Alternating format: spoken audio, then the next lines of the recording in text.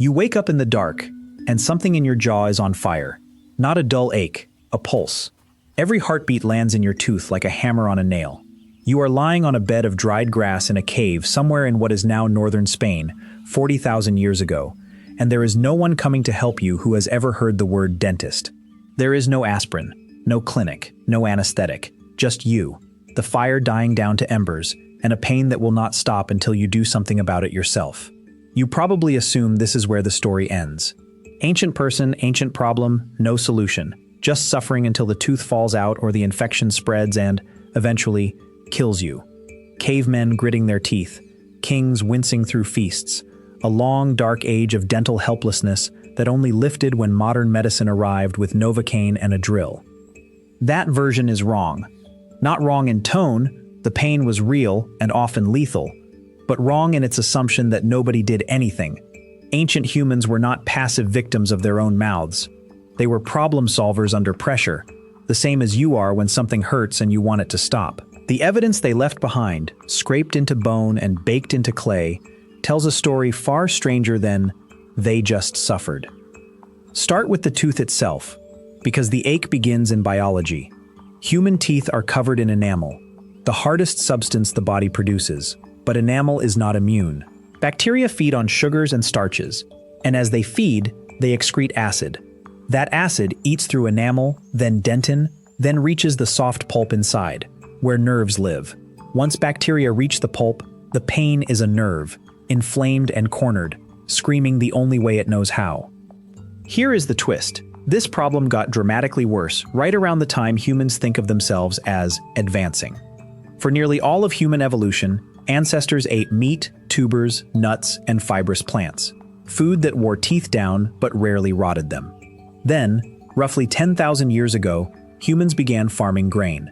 Diets turned carbohydrate-heavy and fermentable. Skeletal remains from early farming communities show a spike in cavities hunter-gatherer teeth simply did not have. Agriculture, the thing that let civilization exist, also filled human mouths with decay for the first time at scale. Long before farming, though, pain management already existed. In 2012, researchers studying Neanderthal remains from El Cedrón Cave in Spain found dental plaque still clinging to fossil teeth after 49,000 years, containing traces of poplar bark. Poplar bark contains salicin, the compound aspirin is built from. One individual also showed a painful dental abscess. This suggests self-medication, a remembered, repeated behavior passed down the same way tool-making was. That detail should stop you. Neanderthals were identifying a specific plant, understanding it dulled pain, and using it deliberately for a dental problem. This was not medicine in the sense of germ theory, but it was medicine in the sense that mattered most: observation, memory, and intervention aimed directly at suffering. Ötzi, the naturally mummified traveler who died in the Alps around 3300 BCE, offers a rare look at what ordinary, not royal, dental health looked like in the ancient world. His teeth show significant wear, cavities, and advanced periodontal disease that would have caused chronic discomfort for years before his death. No gold wire, no bow drill, just a body that endured it. A reminder that most ancient dental suffering left no treatment record at all, only the evidence of having been lived with. Move forward to Mehrgarh, a Neolithic settlement in what is now Pakistan, occupied starting around 7000 BCE. Archaeologists found 9 adult skeletons with teeth that had been deliberately drilled. Tiny, precise holes bored into molars using flint bits mounted on a bow, the same technology used for beadwork. Someone identified diseased tooth material, removed it mechanically, and did this more than once, roughly 4,000 years before Egypt built its first pyramid. Think about what that requires. Not just a tool, but a diagnosis.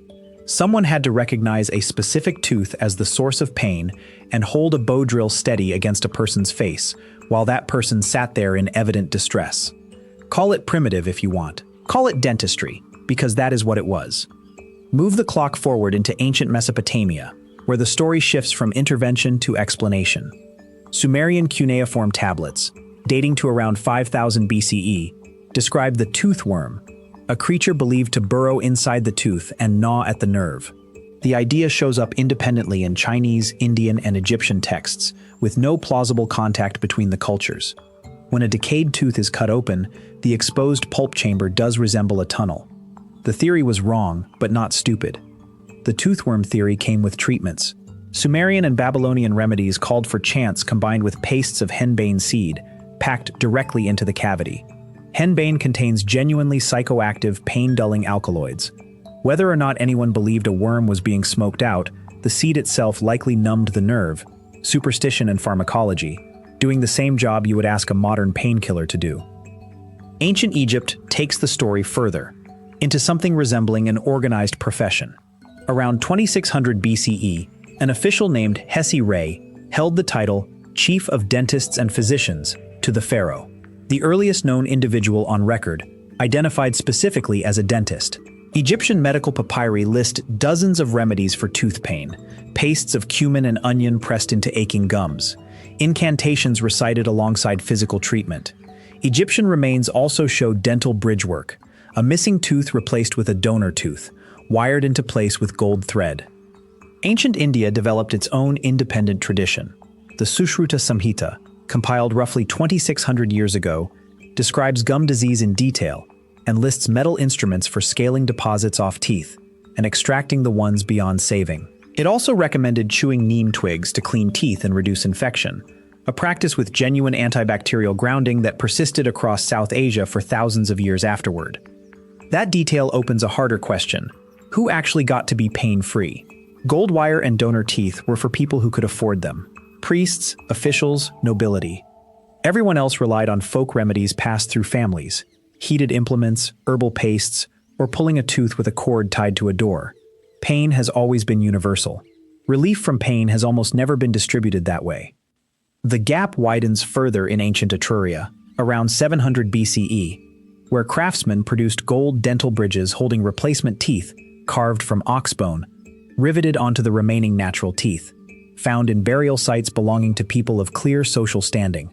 A missing tooth was not just painful, it was a visible mark of vulnerability, and fixing it cost resources ordinary people did not have.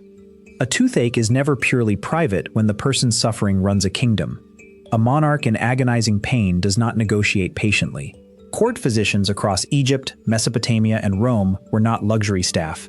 They were instruments of stability, tasked with keeping the person at the center of the state functional enough to rule. Ancient Chinese medicine took a different route to the same goal. Texts describing acupuncture for tooth pain date back roughly 2,700 years, identifying specific points believed to relieve dental agony. Practitioners had identified, through pure repetition, a non-invasive method of dulling nerve pain, without knowing anything about nerves as we understand them now. Greek and Roman medicine leaned toward direct mechanical solutions. Hippocrates, around 400 BCE, described using an iron instrument to extract teeth and recommended cauterization for infections. Pliny the Elder cataloged remedies ranging from the plausible, like clove oil, which contains a compound still used in dental care today, to the questionable, including boiling earthworms in oil and dripping the liquid into the ear. It is tempting to laugh at the earthworm remedy, and fair enough, it did not work. But look at what surrounds it. Clove oil, still a recognized analgesic. Henbane, genuinely numbing. Poplar bark, a literal precursor to aspirin. Ancient remedies were a mixed bag, the same as any body of medical knowledge assembled through trial, error, and desperate improvisation. Consider what tooth infection meant before antibiotics existed.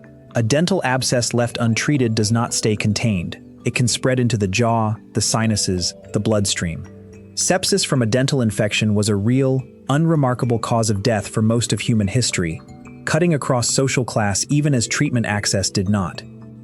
Across cave systems in Spain, Neolithic villages in Pakistan, palaces in Egypt, and medical texts from Rome to China, the response to tooth pain was never denial. It was always intervention, drilling, packing, wiring, chanting, numbing, extracting.